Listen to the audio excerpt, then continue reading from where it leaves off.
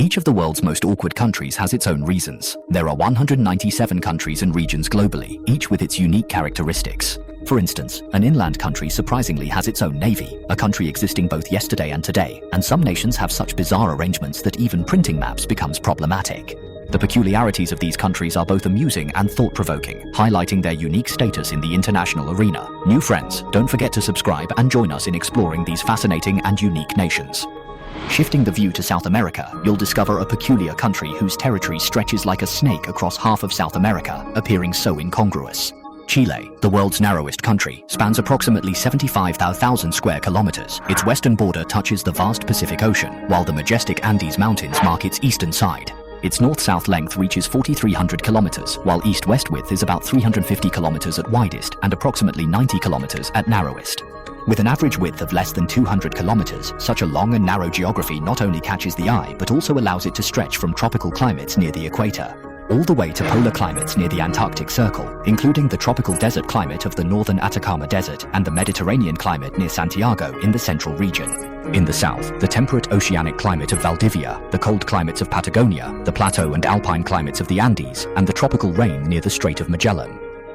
It can be said that one country encompasses almost all of Earth's climate types. Additionally, due to its elongated shape, printing maps is quite awkward if Chile's map were to be printed like other countries.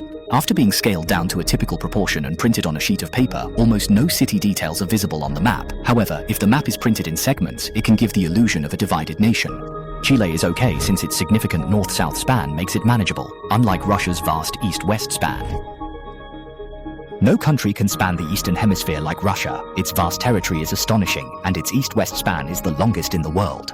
From the westernmost Kaliningrad to the easternmost Chukotka Peninsula, spanning about 9,000 kilometers across 11 time zones. Due to the vast span of time zones, it also causes Russia's time challenges. When the capital Moscow is just experiencing morning, Vladivostok in the Far East is already in the evening.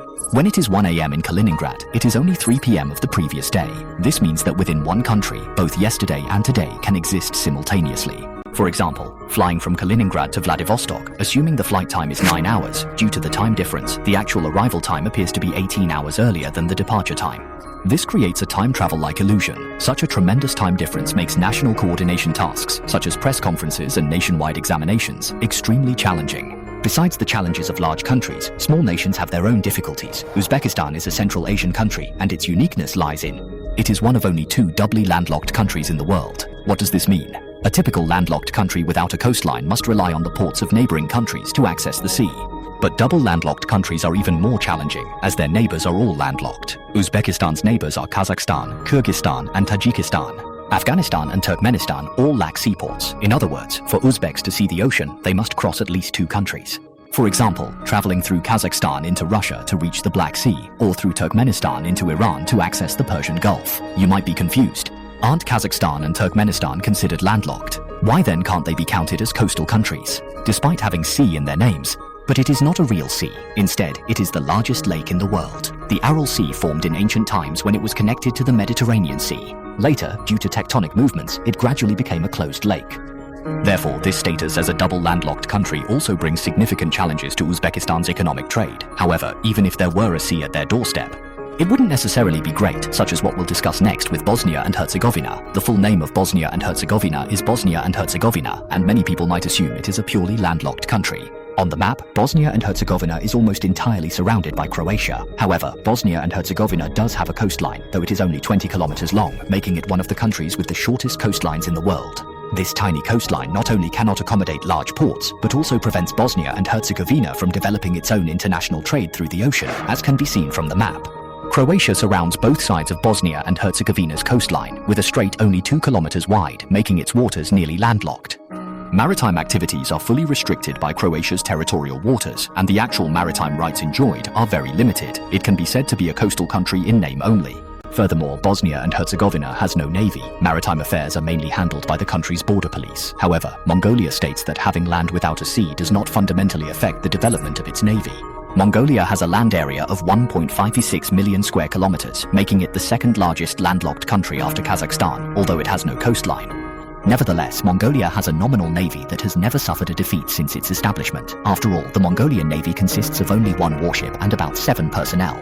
The fleet consists of a single vessel named the Sophie Che, a small ship built during the Soviet era, used for transportation, towing, and scientific research on Lake Kovsgol. Far from a genuine warship, Mongolia's naval commander is named Name. He is not only the highest-ranking officer of the Navy, but also responsible for piloting this sole ship.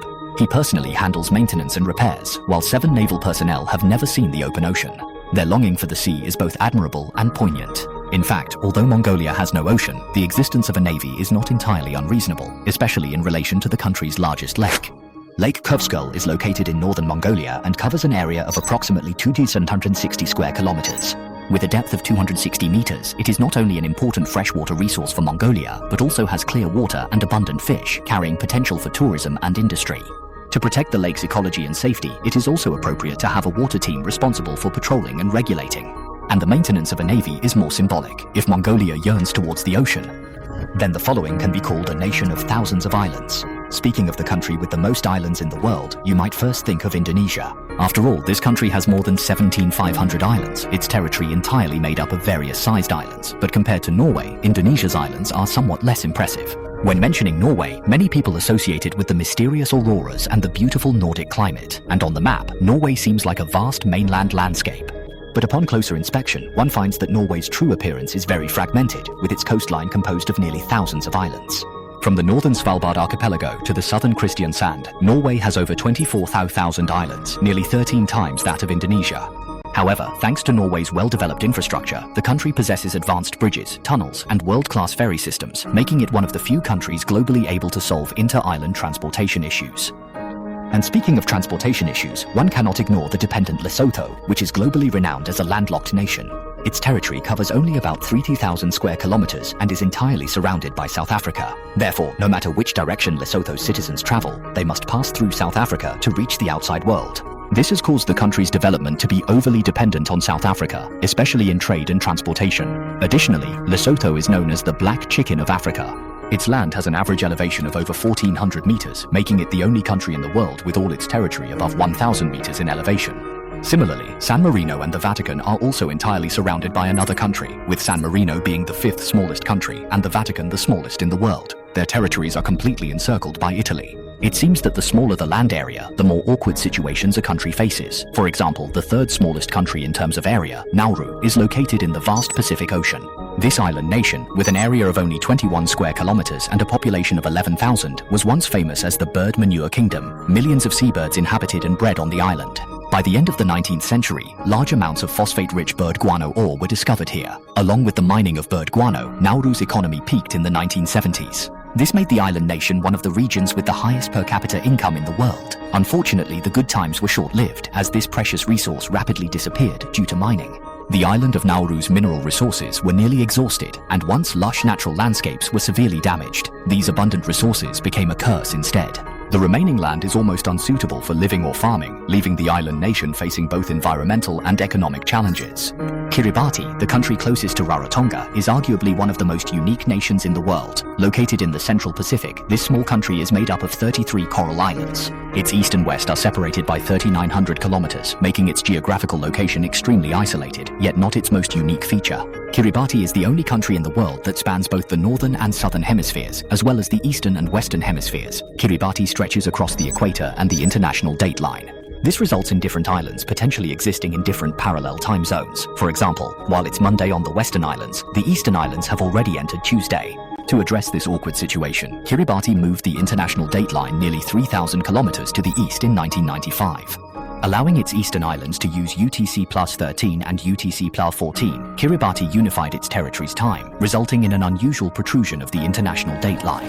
Among them, the easternmost Christmas Island became one of the first places in the world to welcome the new year. Additionally, the island has areas named London and Paris. These are not actual European regions, but names left by the British colonial era, showing that the country's peculiarities arise from geographical, historical, or natural conditions. But they showcase the nation's resilience in unique ways. Perhaps it is these challenges that make them appear distinctive on the global map. These so-called peculiarities have, in fact, become their charm in attracting global attention. Well, this concludes this episode of the video. I'm curious to hear your thoughts on this. If you like it, don't forget to give a thumbs up below, subscribe to the channel, and enable notifications. Looking forward to seeing you next time.